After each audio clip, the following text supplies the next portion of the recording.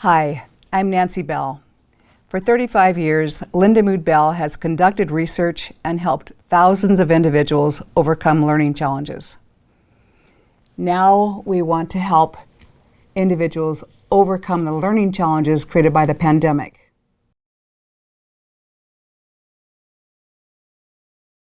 In the next few minutes, it's just you and me.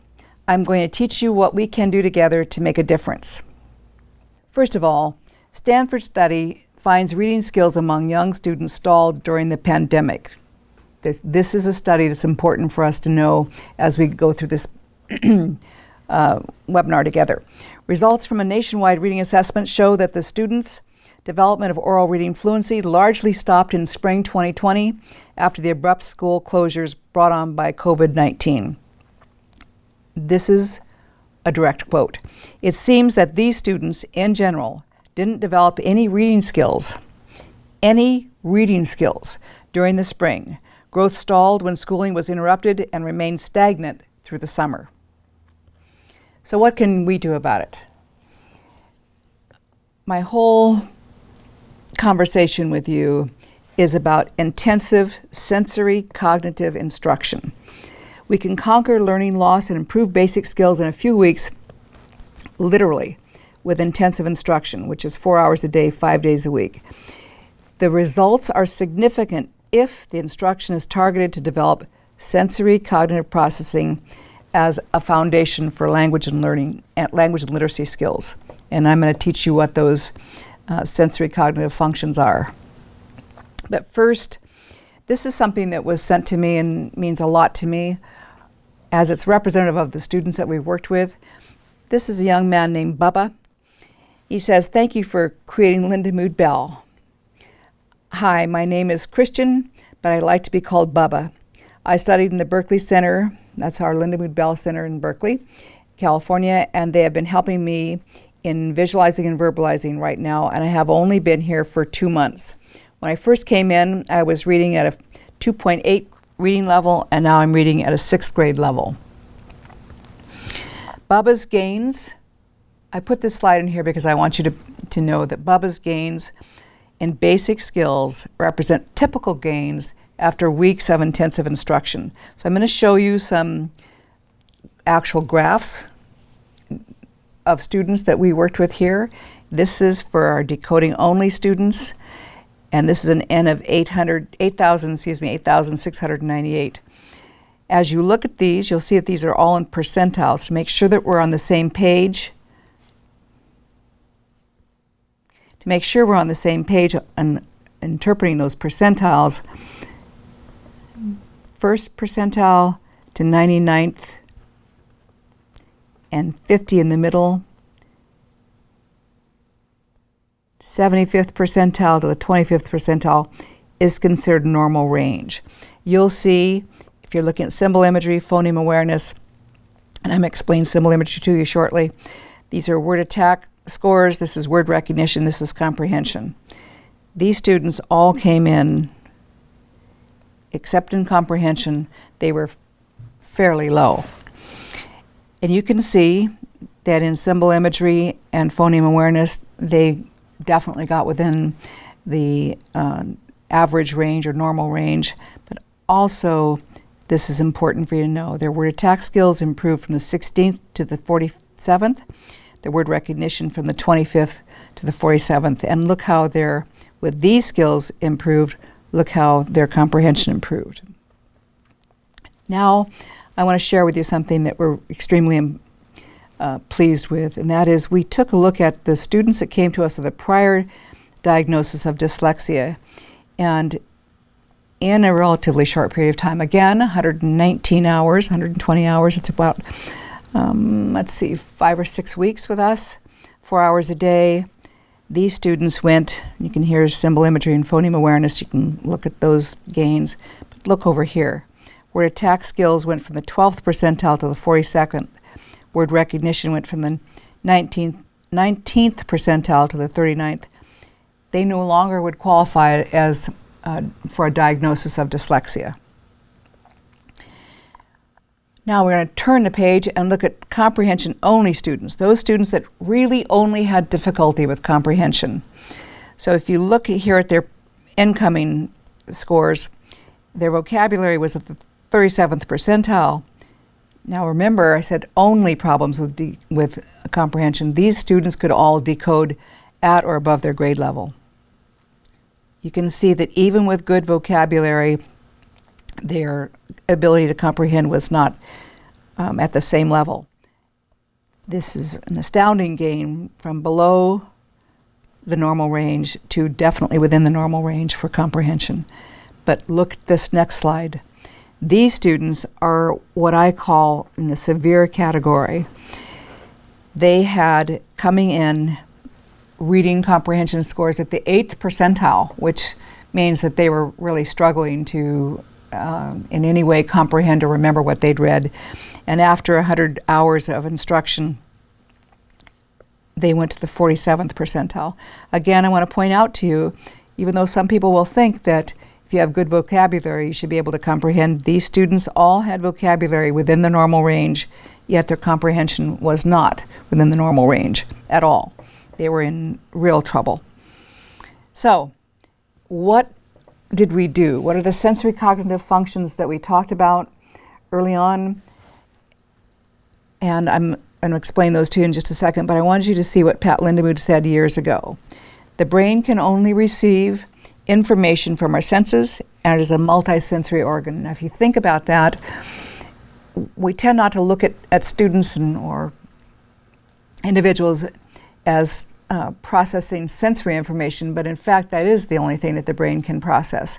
So what I'm going to talk to you about are the sensory cognitive functions that the brain has to process in order to be successful with all learning. The most important thing today is that the sensory input, remember what Pat said about the brain can only process information from the senses. It is the sensory input of imagery, as we walked through years, 35 years of researching and experiencing success doing this or not as much success doing that, as we walked through, wrote programs, walked through these years of what makes a difference for students. We determined that imagery is a primary sensory cognitive function. And we learned that that experience in instruction aligned with a general theory of cognition, which is from Alan Pavio. It's called dual coding theory. Pavio said cognition is proportional. Cognition, let me say it again, is proportional to the extent that the coding mechanisms of imagery and language are integrated. There are two types of imagery. Parts and wholes. Symbol imagery is imagery for sounds and letters within words. Parts. Concept imagery is imaging a gestalt or a whole. Let's look a little bit closer at symbol imagery. Phonological and orthographic imagery for reading and spelling words. This is related to word attack, word recognition, and paragraph reading accuracy. I'll say it this way. Let me say contextual reading. And I'll say contextual decoding. If you have weakness in symbol imagery, then you're going to have weakness, you're going to experience weakness in word attack, word recognition, certainly orthographic and phonological awareness. But also, if you have difficulty with symbol imagery, you might experience difficulty memorizing sight words. And if you don't have enough sight words memorized, then when you're reading in context, this is what happens to a lot of students. They are forced to guess at a word because they either can't sound it out fast enough or they don't have it memorized. And so one of the bullets that I put here was this one, contextual reading, where you're guessing rather than rapid, accurate decoding. Now here's the problem. The only reason to read is to comprehend. And if you are in a situation as a student where you have to guess at words, that impacts your ability to comprehend. You can comprehend. If you read the word wrong, you're going to not have a good understanding of what you've read or be able to remember it. Now, the other side of the imagery coin is concept imagery, and that's the imaged gestalt that I was talking to you about. It's not imaging letters, it's imaging concepts.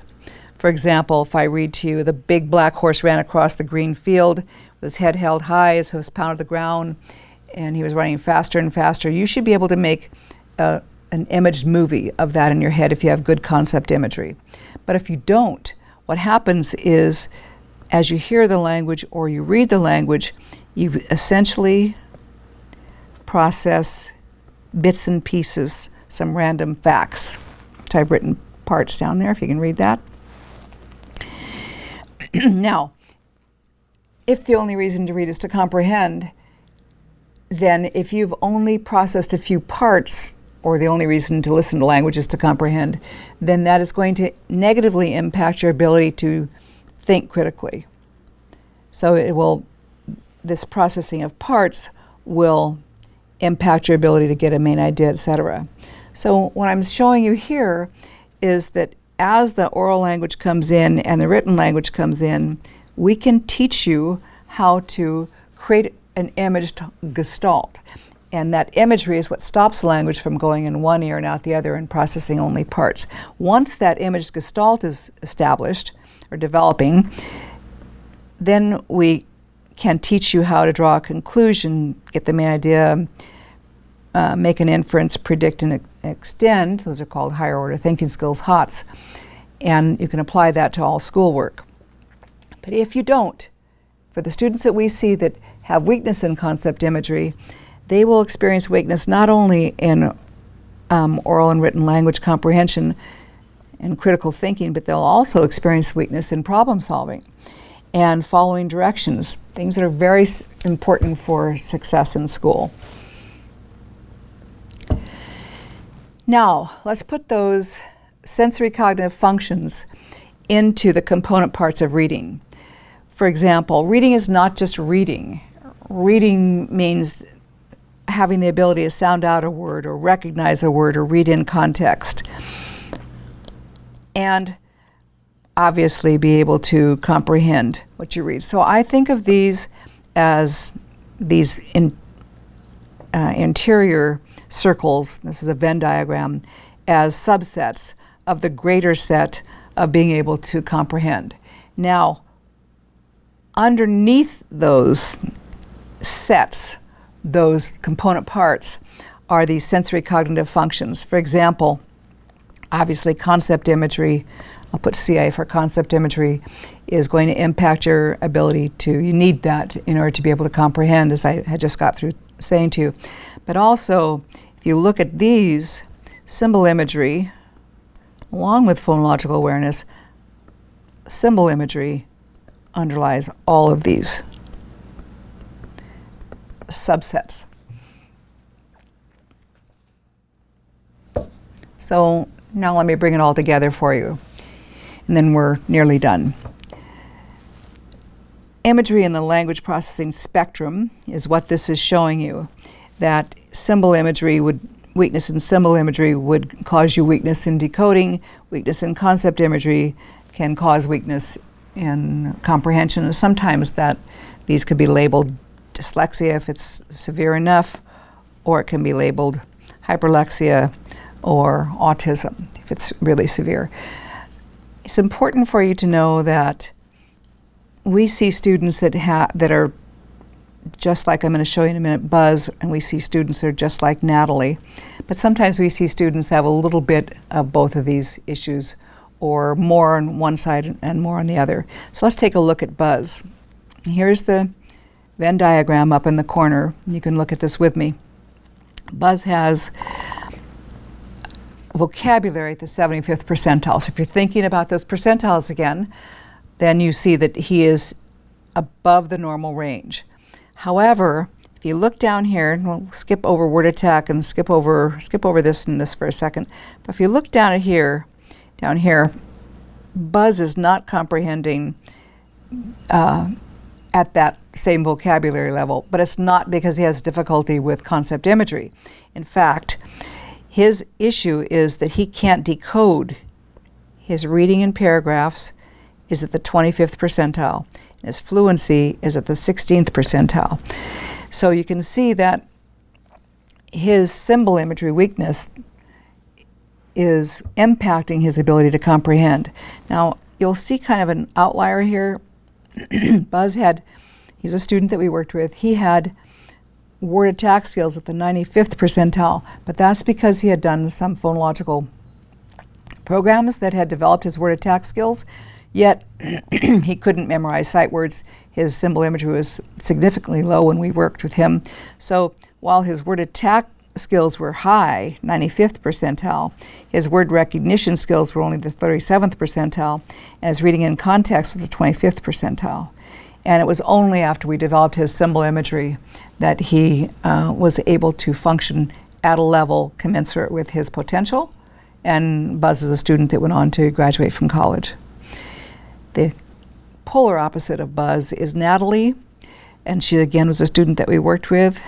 Look at Natalie's scores. Her vocabulary 86th, her word attack 86th, her word recognition 85th, her reading rate 84th, her reading accuracy 95th, her fluency 95th. So if I put them all in here, these are all significant strengths for her. Yet look at her comprehension. She's a classic student that has difficulty only with concept imagery. Hated school and was sick before she went to school every single day. And we also worked with her, and she graduated from college.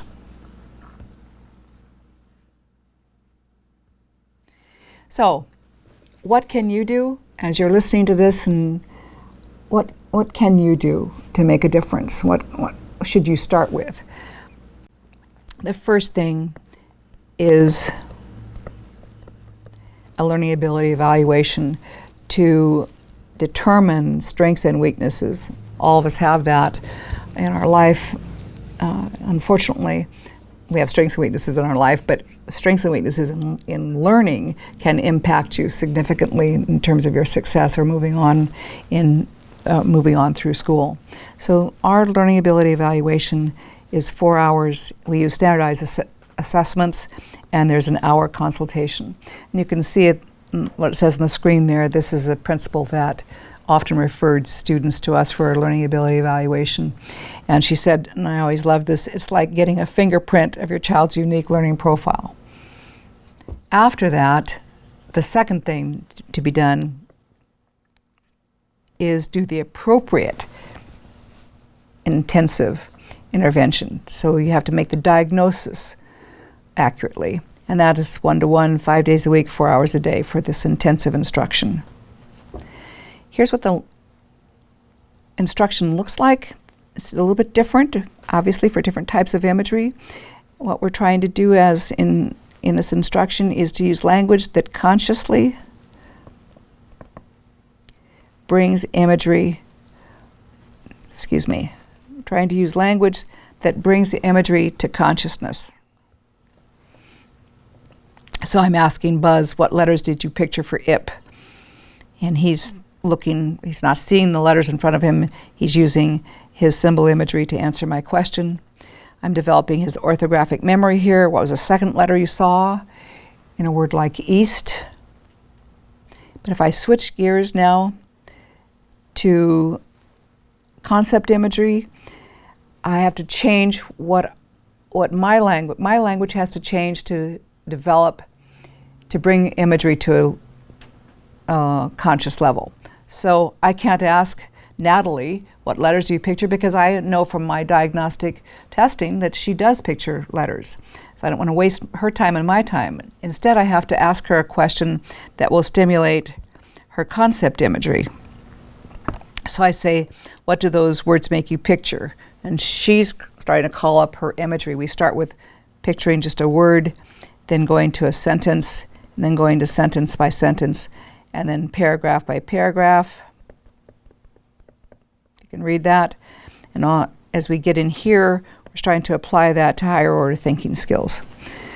Let me take you back in what a parent said about her daughter that went through symbol imagery instruction.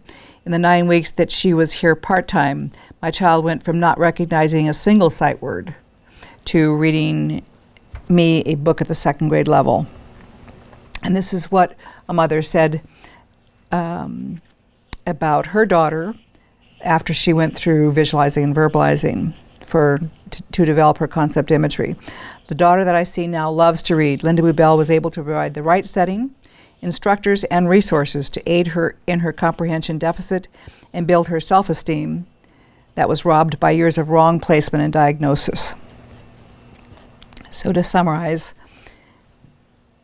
this is symbol imagery, this is concept imagery, and if you're thinking of those, the reading parts, I call it the reading circles, you can see that we can develop all of these if we have the right diagnosis based on the learning ability evaluation. I included this because I always loved it. My daughter entered the program hating to read. I sometimes catch her at 2 a.m. reading under her covers, and I even took a book away as punishment once. So that is a huge change. The last thing that I want to say to you is that if we measure learning ability, differentiate the diagnosis, not think that one size fits all, and if we provide instruction to develop the sensory cognitive function of the imagery, students can make not only significant gains in reading in weeks of instruction, but we can conquer learning loss and help students experience more success in school next year. Thank you very much. I'm glad you were with me. And I think together we have a chance to overcome some of the challenges that the pandemic caused. You will be able to have your questions answered, so please call or go to our website because you can see more of our research with universities. Thank you.